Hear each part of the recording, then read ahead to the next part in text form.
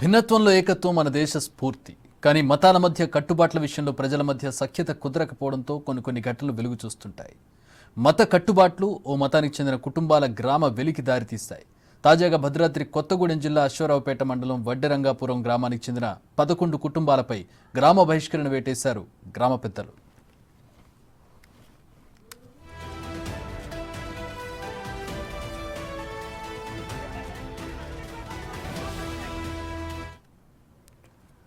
గిరిజన గ్రామాల్లో గ్రామస్తులందరికీ మంచి జరగాలంటే ఊరిలో బొడ్రాయి ఉండాలనే నమ్మకం అనాదిగా వస్తుంటుంది. ఈ క్రమంలో గ్రామంలో బొడ్రాయి ప్రతిష్ఠించాలని గ్రామ పెద్దలు తీర్మానించారు. ఇందుకు గ్రామంలోని మొత్తం 120 కుటుంబాల వారు ఒక్కో కుటుంబానికి 3,000 రూపాయలు చెల్లించాలని నిర్ణయం తీసుకున్నారు. అయితే అదే గ్రామంలోని ఓ 19 అన్యమత కుటుంబాలు చందా ఇవ్వలేమని, తమ విశ్వాసాలకు అది విరుద్ధమని తేల్చి చెప్పేశారు. దీంతో తమ సంప్రదాయాన్ని గౌరవించలేని వారు గ్రామంలో ఉండరాదని గ్రామ పెద్దలు తీర్మానించి ఆయా కుటుంబాలకు సహకరించకూడదని గ్రామ బహిష్కరణ విధించారు. మా ఊళ్ళో మా పెద్దలు బొడ్రాయి వేసుకుంటామంటున్నారు.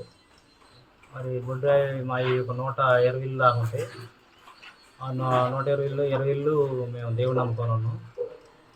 80 ఇళ్ళు దాకా అన్నిటిగా ఉన్నారు.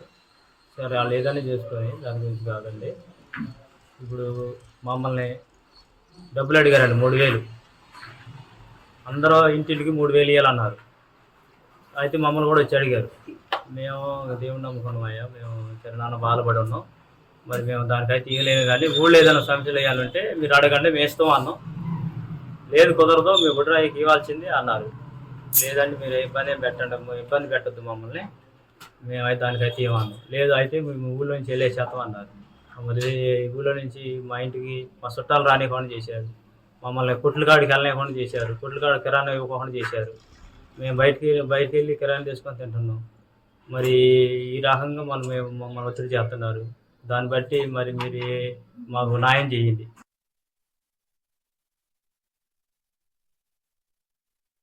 మా ఊర్లో ఒక 120 గడపల దాకా ఉంటుందండి.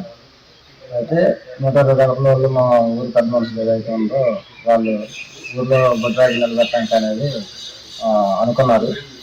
అయితే ఊర్లో 120 గడపలో ఒక 20 గడపలు అనేది చర్చికి వెళ్తామన్నాము.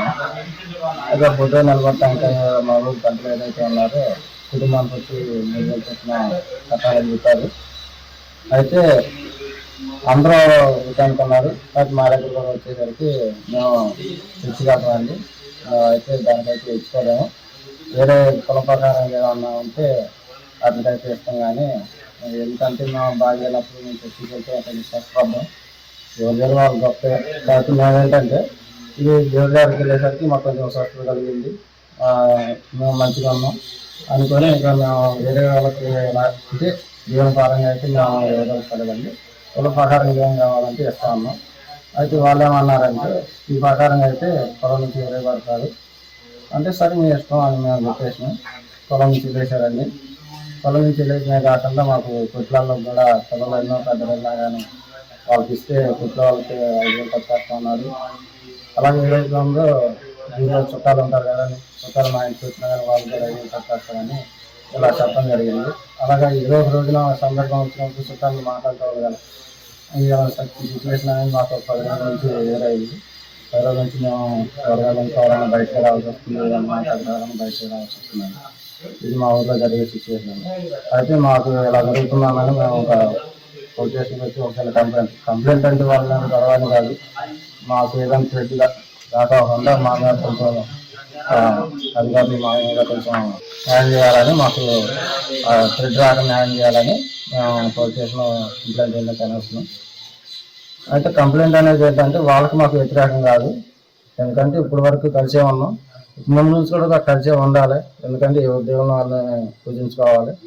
మాకు కూడా వాళ్ళతో ఇబ్బంది ఏమి లేదు. కాబట్టి వాళ్ళ నుంచి మాకు ఇబ్బంది రాకుండా కంప్లైంట్ ఇవ్వటం కానీ ఇచ్చినాం. దీనికి మాకు సహాయం చేయగలరని కోరుకుంటున్నాం.